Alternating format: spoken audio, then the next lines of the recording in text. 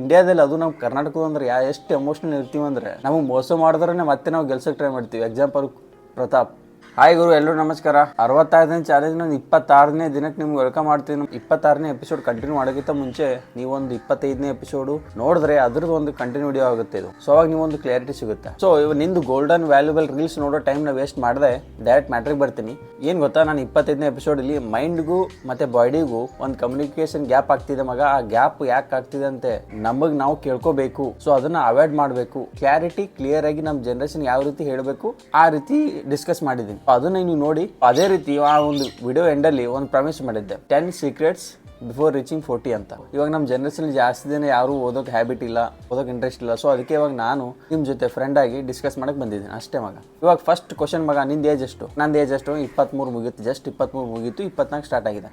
ಅಂದರೆ ನಂಗೆ ಇನ್ನೂ 16 ವರ್ಷ ಇದೆ 40 ರೀಚ್ ಆಗೋಕೆ. ನಿಮ್ಗೆ ಎಷ್ಟು ಏಜ್ ಇದೆ? 40ಕ್ಕೆ ಎಷ್ಟು ಕಡಿಮೆ ಇದೆ ನಿಂಗೆ? ಇವಾಗ 40 ರೀಚ್ ಆಗೋಗಿತ್ತ ಮುಂಚೆನೇ ನಾವು ಏನೇನು ಮಾಡಿರ್ಬೇಕು. ಫಸ್ಟ್ ಸೀಕ್ರೆಟ್ ಏನು ಗೊತ್ತಾ? ನೀನು ಅಬ್ಸರ್ವ್ ಮಾಡಿ ಪ್ರಕಾರ ನಮ್ಮ ಜನರೇಷನ್ ಜಾಸ್ತಿ ಬಕೆಟ್ ಇಡರೇ ಇದ್ದಾರೆ. ಏನಂತೀರ? ನಿಜ ತಾನೆ? ಯಾರೊಬ್ಬ ಬೆಳೆದಿದ್ದಾನೆ, ಯಾರೊಬ್ಬ ಕಷ್ಟಪಟ್ಟು ಹಾರ್ಡ್ ವರ್ಕ್ ಮಾಡಿ ಸ್ಯಾಕ್ರಿಫೈಸ್ ಮಾಡಿ ಏನೋ ಒಂದು ಲೆವೆಲ್ ಬಂದಿರ್ತಾನೆ. ಇವಾಗ ಕೆಲವೊಬ್ರು ಅವನ್ನ ಬಕೆಟ್ ಹಿಡಿತಾರೆ, ಅಂದರೆ ಅವನ ಹೆಸರು ಯೂಸ್ ಮಾಡ್ಕೊಳ್ಳೋದು, ಅವನ್ನ ಯೂಸ್ ಮಾಡ್ಕೋತು. ಸೊ ಅವನ ಹೆಸರಿಂದ ಬೆಳೀತಾರೆ. ಮಗ ನೀನು ಅವನ ಹೆಸರಿಂದ ಬೆಳಿತೀಯ ಅಂದರೆ ನಿಂದು ಒರಿಜಿನಾಲಿಟಿ ಏನು? ಅವನ ಥರನೇ ಆಗಬೇಕು, ಅವನ ಥರನೇ ಬಾಡಿ ಬಿಲ್ಡ್ ಮಾಡಬೇಕು ಅಂದರೆ ಒರಿಜಿನಾಲಿಟಿ ಏನು? ನಾನು ಏನು ಹೇಳಕ್ಕೆ ಟ್ರೈ ಮಾಡ್ತೀನಿ ಅಂದರೆ, ಈ ಒಂದು ಜಗತ್ತಿನ ಪ್ರತಿಯೊಬ್ಬರು ಕೂಡ ಅವ್ರದ್ದೇ ಒಂದು ಫ್ಯಾಮಿಲಿ ಜೀನ್ಸ್ ಸಪ್ರೇಟ್ ಇರುತ್ತೆ, ಅವ್ರದ್ದೇ ಒಂದು ಬಿಹೇವಿಯರ್ ಡಿಫ್ರೆಂಟ್ ಇರುತ್ತೆ, ಈ ಒಂದು ಹ್ಯಾಬಿಟ್ಸ್ ಡಿಫ್ರೆಂಟ್ ಇರುತ್ತೆ, ಕ್ಯಾರೆಕ್ಟರ್ ಡಿಫ್ರೆಂಟ್ ಇರುತ್ತೆ. ಸೊ ಇವಾಗ ನೀನು ಅವರನ್ನು ಕಾಪಿ ಮಾಡಿಕೊಂಡು ನಿನ್ನ ಒರಿಜಿನಾಲಿಟಿ ಕಳ್ಕೊತಿದ್ಯಾ. ನಾನು ಏನು ಹೇಳಕ್ಕೆ ಟ್ರೈ ಮಾಡ್ತೀನಿ ಅಂದರೆ, ನಮ್ಮದೇ ಒಂದು ಸ್ಟೈಲು, ನಮ್ಮದೇ ಒಂದು ಕ್ಯಾರೆಕ್ಟರ್, ನಮ್ಮದೇ ಒಂದು ಬಿಹೇವಿಯರ್ ಇರುತ್ತೆ. ಬೇರೆಯವ್ರನ್ನ ಹೇಟ್ ಮಾಡೋಂತಿಲ್ಲ, ಬೇರೆಯವ್ರನ್ನ ಅಡ್ಮೈರ್ ಆಗಿ ನಮ್ಮದು ಪರ್ಪಸ್ ಏನು, ನಮ್ಮದು ಒರಿಜಿನಾಲಿಟಿ ಏನು. ಸೊ ಅದು ನಮ್ಮನ್ನು ಶಾಶ್ವತವಾಗಿ ಪರ್ಮನೆಂಟಾಗಿ ಒಂದು ನಮ್ಮ ಒರಿಜಿನಾಲಿಟಿನ ತೋರಿಸುತ್ತೆ. ಸೊ ಸೆಕೆಂಡ್ ಥಿಂಗು, ಏನೋ ಒಂದು ಗೇಮ್ ಆಡ್ಬೇಕಂದ್ರೆ ವೀಕ್ನೆಸ್ಸು ನಮ್ಮ ಸ್ಟ್ರೆಂತ್ ಗೊತ್ತಿರಬೇಕಾಗುತ್ತೆ. ಇವಾಗ ನಮ್ಮ ಲೈಫಲ್ಲಿ ನಾವು ಒಂದು ಬಿಸ್ನೆಸ್ ಸ್ಟಾರ್ಟ್ ಮಾಡಿದ್ದೀವಿ. ಫಸ್ಟ್ ನನ್ನ ವೀಕ್ನೆಸ್ ಏನು, ಆ ವೀಕ್ನೆಸ್ಸನ್ನು ಬಡ್ದು ಬಗ್ಗಿಸ್ಬೇಕು. ನನ್ನ ಸ್ಟ್ರೆಂತ್ ಏನು, ಆ ಒಂದು ಬಿಸ್ನೆಸ್ ಸ್ಟಾರ್ಟ್ ಮಾಡಿದ್ದೀನಿ, ನಾನು ಯಾವ ರೀತಿ ಬೆಳಿಬೋದು, ಯಾವ ರೀತಿ ನಂದು ಕಂಪ್ನಿ ರೆವೆನ್ಯೂ ತರ್ಬೋದು ಅನ್ನೋದು ಸ್ಟ್ರೆಂತ್ ಯಾವ ರೀತಿ, ನಂದು ಸ್ಟ್ರೆಂತ್ ಏನು. ನಮ್ಮಲ್ಲಿರೋ ಒಂದು ಸ್ಟ್ರೆಂತ್ ವೀಕ್ನೆಸ್ ಕಂಡು ಹಿಡಿದಾಗ ಗೊತ್ತಾಗುತ್ತೆ ನಮ್ಮದು ಬಾಡಿದು, ನಮ್ಮ ಮೈಂಡ್ದು ರಿಯಾಲಿಟಿ ಏನು ಅಂತ ಗೊತ್ತಾಗುತ್ತೆ. ಅವಾಗ ನಾವು ಆ ವೀಕ್ನೆಸ್ಸನ್ನು ಸ್ಟ್ರೆಂತಾಗಿ ಕನ್ವರ್ಟ್ ಮಾಡ್ಬೋದು, ಸ್ಟ್ರೆಂತ್ನ ಮತ್ತು ಪವರಾಗಿ ಕನ್ವರ್ಟ್ ಮಾಡ್ಕೋಬೋದು. 4ನೇ ಸೀಕ್ರೆಟ್ ಏನಂದರೆ, ಇವಾಗ ನಾವು ಏನೋ ಒಂದು ಕೆಲಸ ಸ್ಟಾರ್ಟ್ ಮಾಡಿರ್ತೀವಿ, ಏನೋ ಒಂದು ಬಿಸ್ನೆಸ್ ಸ್ಟಾರ್ಟ್ ಮಾಡಿರ್ತೀವಿ, ಏನೋ ಒಂದು ವರ್ಕ್ ಮಾಡ್ತಾ ಇರ್ತೀವಿ, ಯಾವುದೋ ಒಂದು ಕಂಪ್ನಿಲಿ ಕೆಲಸ ಮಾಡ್ತಾ ಇರ್ತೀವಿ ತಿಳ್ಕೊ. ನೀವು ಕೆಲಸದ ಸರ್ಕಂಫರೆನ್ಸ್ ಸುತ್ತಮುತ್ತ ಏನೇನು ಆಗುತ್ತೆ ಅನ್ನೋದನ್ನು ನಿಮ್ಮ ಅಂಗೈಲಿ ಇಟ್ಕೊಂಡಿರ್ಬೇಕು. ನೀವೊಂದು ಕಂಪ್ನಿ ಸ್ಟಾರ್ಟ್ ಮಾಡಿದೆ ಅಂದರೆ ಆ ಒಂದು ಕಂಪ್ನಿದು ಫಸ್ಟ್ ಟಾಪ್ ಟು ಬಾಟಮ್ವರೆಗೂ ಇನ್ಫಾರ್ಮೇಷನ್ ಇನ್ನ ಥರ ಇರಬೇಕು. 5th ಸೀಕ್ರೆಟ್ ಏನು ಗೊತ್ತಾ? ಒಂದು ಎಕ್ಸಾಂಪಲ್ ಕೊಡ್ತೀನಿ ಮಗ. ಸೊ ಇಂಡಿಯಾದಲ್ಲಿ ಅದು ನಮ್ಮ ಕರ್ನಾಟಕದ ಅಂದ್ರೆ ಎಷ್ಟು ಎಮೋಷ್ನಲ್ ಇರ್ತೀವಿ ಅಂದರೆ, ಇಡೀ ಕರ್ನಾಟಕನೇ ಅವನು ಒಂದು ಟೈಮಲ್ಲಿ ಚೂತೆ ಮಾಡಿದ್ದ. ಅದೇ ಪ್ರತಾಪನ ಮತ್ತೆ ನಾವು ಬಿಗ್ ಬಾಸ್ಗೆ ಗೆಲ್ಲಿಸ್ತೀವಿ. ಇಷ್ಟು ಎಮೋಷ್ನಲ್, ಫುಲ್ ಎಮೋಷ್ನಲ್ ಇದ್ದೀವಿ ನಾವು. ಫಾಸ್ಟಲ್ಲಿ ನಮಗೇನು ಯಾವ ವ್ಯಕ್ತಿ ಏನು ಮಾಡಿದಾನೆ ಅನ್ನೋದು ಮರೆತು ಆ ವ್ಯಕ್ತಿ ಸ್ವಲ್ಪ ಮತ್ತೆ ಒಂದು ಎಮೋಷ್ನಲ್ ಕ್ರಿಯೇಟ್ ಮಾಡ್ದ ಅಂದರೆ ಮತ್ತೆ ಆ ಎಮೋಷ್ನಲ್ ಬಲೆಗೆ ಬೀಳ್ತೀವಿ. ಒಂದು ಎಕ್ಸಾಂಪಲ್ ಯಾಕೆ ಕೊಟ್ಟಂದ್ರೆ, ಆ ಒಂದು ಎಮೋಷ್ನಲ್ನ ಆಗೋದನ್ನ ಕಡಿಮೆ ಮಾಡಬೇಕು, ಎಮೋಷ್ನಲ್ನ ಕಟ್ ಮಾಡ್ಕೋಬೇಕು. ಭಾಳ ಇಂಪಾರ್ಟೆಂಟ್ ಗುರು ಇದು. ಅದು ನಮ್ಮ ಕನ್ನಡಿಗರಂತೂ ಭಾಳ ಎಮೋಷನ್ ಇದ್ದೀವಿ ನಾವು. ನಮ್ದು ಎಮೋಷನ್ ಇಟ್ಕೊಂಡು ಭಾಳ ಜನ ನಮಗೆ ಚೂತೆ ಮಾಡ್ತಾರೆ ಗುರು. ನಿಜ ತಾನೆ? ಈಗ ಒಂದು ಎಕ್ಸ್ಪೀರಿಯನ್ಸ್ ಆಗಿರುತ್ತೆ ಅನ್ಕೋತೀನಿ, ನಂಗಂತೂ ಭಾಳ ಆಗಿದೆ.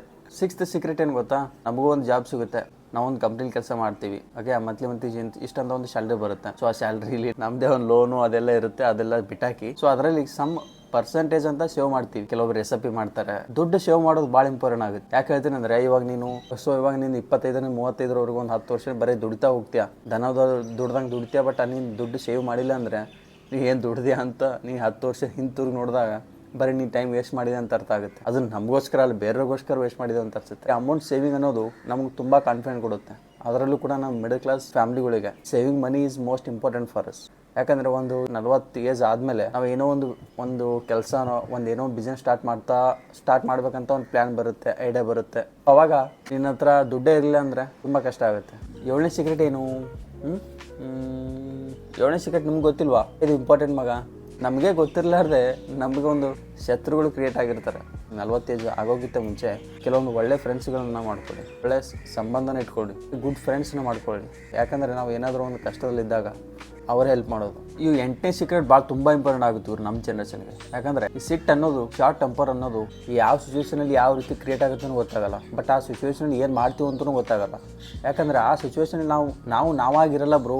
ನಿಜ ತಾನೆ? ಈ ಒಂದು ಸಿಟ್ಟಿಗೆ ಕೆಲವೊಂದು ಜೀವಗಳೇ ಹೋಗಿರ್ತಾವೆ. ಕೆಲವೊಬ್ರು ಬಾಯ್ ಫ್ರೆಂಡ್ರನ್ನೇ ಹಾಕಿರ್ತಾರೆ ಮಣ್ಣಿಗೆ, ಕೆಲವೊಬ್ರು ಗರ್ಲ್ ಫ್ರೆಂಡ್ನೇ ಕೊಲ್ಲಿರ್ತಾರೆ. ಸಿಟ್ಟು, ಅವಳು ನಂಗೆ ಬಿಟ್ಟು ಹೋದ್ಲು, ಅವ ನಂಗೆ ಮೋಸ ಮಾಡ್ದ. ಆ ಒಂದು ಸಿಟ್ಟು ಬಂದ ತಕ್ಷಣ ನಾವು ಗೊತ್ತಿರಲ್ಲ ಏನು ಮಾಡ್ತೀವಿ ಅಂತ. ಸೊ ಮಾಡಿದ್ಮೇಲೆ ಗೊತ್ತಾಗುತ್ತೆ ಮಗ, ಎಸ್ ನಾನು ಇದು ಯಾಕೆ ಗುರು ನಾ ಯಾಕೆ ಮಾಡಿದೆ ಗುರು ಅದಾದಮೇಲೆ ಗೊತ್ತಾಗುತ್ತೆ ಜೈಲಲ್ಲಿ 10 ವರ್ಷ ಕಳೆದ ನಂತರ ಆ ಸಿಟ್ಟಿನ ಮಹತ್ವ. ಯಾಕೆಂದರೆ ಕೆಲವೊಂದು ಫ್ಯಾಮ್ಲಿಗಳಲ್ಲಿ ಎಷ್ಟೊಂದು ಸಿಟ್ಟಿಗೆ ಬಂದು ಜೀವಗಳನ್ನೇ ಹೊಡೆದಿರ್ತಾರೆ. ತುಂಬ ಎಕ್ಸಾಂಪಲ್ಸ್ ಇದಾವೆ. ಈ ಸಿಟ್ಟಲ್ಲಿ ಏನೋ ಮಾಡಕ್ಕೆ ಹೋಗ್ತೀವಿ, ಏನೋ ಒಂದು ಆಗ್ಬಿಡುತ್ತೆ ಅದು, ಬಟ್ ಅದು ನಮ್ಮ ಇಂಟೆನ್ಷನೇ ಇರಲ್ಲ, ಬಟ್ ಅದು ಆಗ್ಬಿಡುತ್ತೆ. ಈ ಒಂದು ಸಿಟ್ಟನ್ನು ತುಂಬ ಕಂಟ್ರೋಲ್ ಮಾಡೋದು ತುಂಬ ತುಂಬ ತುಂಬ ಇಂಪಾರ್ಟೆಂಟ್. ಕೆಲವೊಂದು ಸಿಲ್ಲಿ ಮ್ಯಾಟ್ರಿಗಳೇ ಕೋಪಗೊಳ್ತೀವಿ, ಕೆಲವೊಂದು ತಪ್ಪೇ ಇರಲ್ಲ ಬೇರೆಯವರಿಗೆ ಅವರನ್ನ ಬ್ಲೇಮ್ ಮಾಡ್ತೀವಿ. ಸೊ ಇದು ನಮ್ಮದು ಕ್ಯಾರೆಕ್ಟರ್ ಡಿಫೈನ್ ಮಾಡುತ್ತೆ. ಏನು ಹೇಳ್ತೀನಿ ಅಂದರೆ ಈ ಒಂದು ಕೋಪ, ಈ ಒಂದು ಆ್ಯಂಗ್ರಿನೆಸ್ ಅನ್ನೋದು 1% ಅಲ್ಲ, 0.001% ಕೂಡ ಯೂಸ್ ಇಲ್ಲ. ಕೋಪದಿಂದ ಏನು ಸಿಗೋದಿಲ್ಲ, ಕೋಪ ಏನು ಕೆಲಸನೂ ಮಾಡೋದಿಲ್ಲ.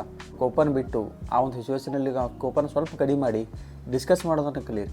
9ನೇ ಸೀಕ್ರೆಟ್ ಏನು ಹೇಳುತ್ತಂದರೆ, ನೀವು ರವಿ ಬೆಳಗೆರೆ ತೆಪ್ಪಗಿರಿ, ಅಂದರೆ ಸೈಲೆಂಟ್ ಆಗಿರಿ. ನಮ್ಮ ಬೆಳವಣಿಗೆಗೆ ನಮ್ಮ ಕೆಲಸ ಎಷ್ಟು ಇಂಪಾರ್ಟೆಂಟು, ಈ ಒಂದು 40 ಏಜಿಗೆ ತಲುಪ್ತಾ ಹೋಗ್ತೀವಲ್ಲ, ಸೊ ಆವಾಗ ಸೈಲೆಂಟ್ ಆಗಿರೋದು ಭಾಳ ಇಂಪಾರ್ಟೆಂಟ್ ಆಗುತ್ತೆ. ನಾನು ಇವಾಗ ಏನೋ ಒಂದು ಕಂಪ್ನಿಲಿ ಕೆಲಸ ಮಾಡ್ತಿದ್ದೀನಿ. ಎಲ್ರಿಗೂ ಒಂದೊಂದು ಲೈಫಲ್ಲಿ ಏನೋ ಒಂದು ಯಾವುದೊಂದು ಕಂಪ್ನಿ ಆಗಿರ್ಬೋದು, ಯಾವುದೊಂದು ಜಾಬ್, ಒಂದು ಕೆರಿಯರ್ ಸ್ಟಾರ್ಟ್ ಮಾಡಿರುತ್ತೆ. ಹೋಗ್ತಾ ಹೋದಾಗ ಏನೋ ಒಂದು ಕೆಲವೊಂದು ಪ್ರಾಬ್ಲಮ್ ಬಂದೇ ಬರುತ್ತೆ. ಸೊ ಅವಾಗ ಆ ಕಂಪ್ನಿ ಬಗ್ಗೆ ಬ್ಲೇಮ್ ಮಾಡೋದು, ಆ ಕಂಪ್ನಿ ಬಗ್ಗೆ ಡಿಸ್ಕಸ್ ಮಾಡೋದು, ಆ ಕಂಪ್ನಿ ಬಗ್ಗೆ ಗಾಸಿಪ್ಸ್ ಮಾಡೋದು, ಅವ್ನು ಸರಿ ಇಲ್ಲ, ಇವನು ಸರಿ ಇಲ್ಲ, ಬ್ಲೇಮ್ ಮಾಡ್ತಾ ಬರೋದು. ನಮ್ಮ ಇಂಡಿಯನ್ಸ್ ಗಾಸಿಪ್ಸಲ್ಲಿ ಏನೋ ಒಂದು ಕಾಂಪಿಟೇಷನ್ ಇಟ್ಟರೆ 100 ವರ್ಷಗಟ್ಟಲೆ ನಾವು ಟಾಪಲ್ಲೇ ಇರ್ತೀವಿ. ಏನಂತಾರೆ, ನಿಜ ತಾನೇ? ಯಾಕಂದರೆ ಈ ಒಂದು 10ನೇ ಸೀಕ್ರೆಟಲ್ಲಿ ಅದ್ರ ಬಗ್ಗೆ ಮಾತಾಡೋಣ. ಏನೋ ಒಂದು ಕಂಪ್ನಿಲಿ ಕೆಲಸ ಹೋಗಿದ್ದೀವಿ ಅಂದರೆ ಆ ಒಂದು ಕಂಪ್ನಿ ನಮಗೆ ಒಂದು ಊಟ ಹಾಕಿದ ಒಂದು ಬಾಳೆಲೆ ಇದ್ದಂಗೆ.